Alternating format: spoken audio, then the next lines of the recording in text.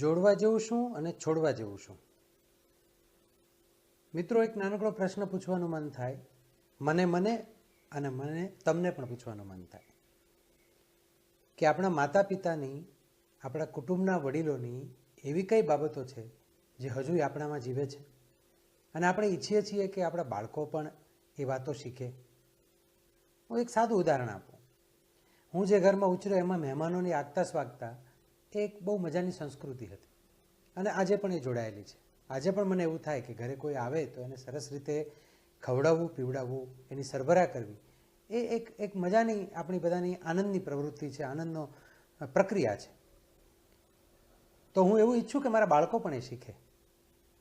દરેક સંતાન મોટા થતાં થતાં પોતાના માતા પિતા પાસેથી જુદા જુદા પ્રકારનો વારસો પ્રાપ્ત કરતા હોય. એ પછી વિચારોનો વારસો હોય, માનસિકતાનો વારસો હોય, સંસ્કારોનો વારસો હોય, ક્યારેક શારીરિક બીમારીઓનો પણ વારસો હોય. હા, ચોક્કસપણે એના ઉપર પણ કામ કરવું પડશે.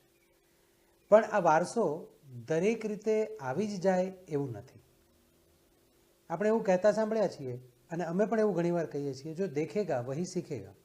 બાળપણમાં આપણે જે જોઈએ છીએ માતા પિતાના વર્તણૂકમાંથી, ઘરના સભ્યોની વર્તણૂકમાંથી આપણે જોતા જોતા, એમને અનુભવતા, એમને ઓબ્ઝર્વ કરતા મોટા થઈએ અને મોટા થતાં સુધીમાં આપણામાં પણ કેટલીક વાતો એમાંથી જોડાઈ જાય. સહજ બાબત છે. પણ ઘણી બધી બાબત નથી પણ જોડાતી. કેટલીક વખત આપણે એવું નક્કી પણ કરીએ છીએ કે મારામાં આ ટેવ નથી પાડવી. ઉદાહરણથી સમજવું પડશે. દાખલા તરીકે એક ઘરની અંદર 4-5 સંતાનો હોય, 2-3 સંતાનો હોય અને એ ઘરમાં માનો કે પપ્પાને કોઈ વ્યસન હોય કે મમ્મીના સ્વભાવની કેટલીક મર્યાદાઓ હોય જે બાળકો બાળપણથી જ એ જોઈ જોઈને મોટા થયા હોય.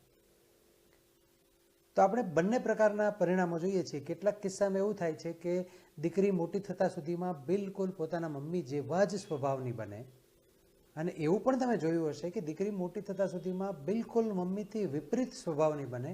મમ્મીના સ્વભાવની તમામ મર્યાદાઓ એણે પાર કરી હોય અને એ મર્યાદાઓને પાર કરીને પોતાના સ્વભાવમાં એણે એક સ્થિરતા લાવી હોય.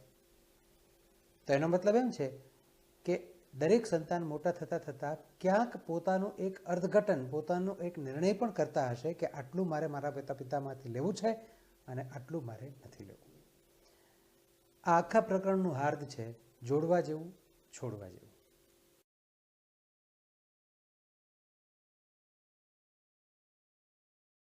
જોડવા જેવું, છોડવા જેવું. મારે કેટલાક પ્રશ્નો પૂછવા છે. કોઈ વ્યક્તિને ડૉક્ટર થવું હોય તો તમે કહેશો કે મેડિકલનું ભણવું પડે.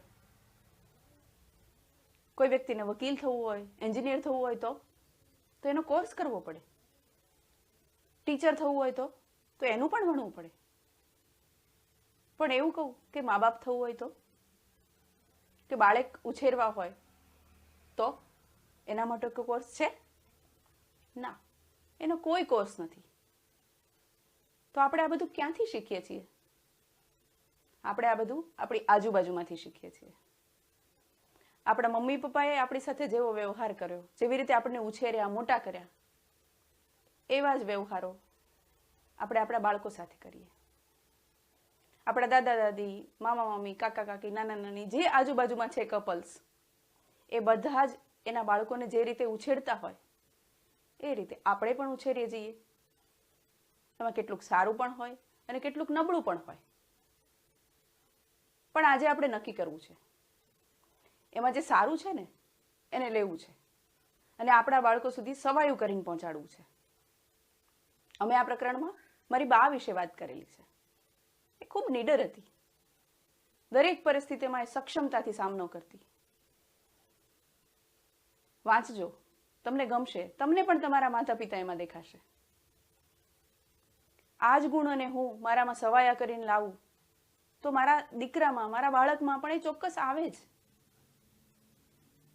એક વખત એવું બનેલું કે હું અને મારો દીકરો અમારા વાહન ઉપર બહાર ગયેલા. બજારમાંથી જ્યારે પાછા ફરતા હતા ત્યારે અચાનક વાતાવરણ બદલાઈ ગયું.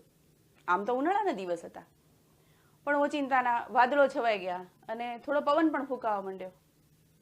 ડમરીઓ ચડવા લાગી. એમ હતું કે થોડી વારમાં વરસાદ આવશે. એક નાનકડા વાવાઝોડા જેવી પરિસ્થિતિ સર્જાઈ ગઈ. મારો દીકરો ડરી ગયો કે મમ્મી હવે આમાં ઘરે કઈ રીતે પહોંચશું. મેં 1 મિનિટ માટે સ્કૂટર ઊભું રાખ્યું,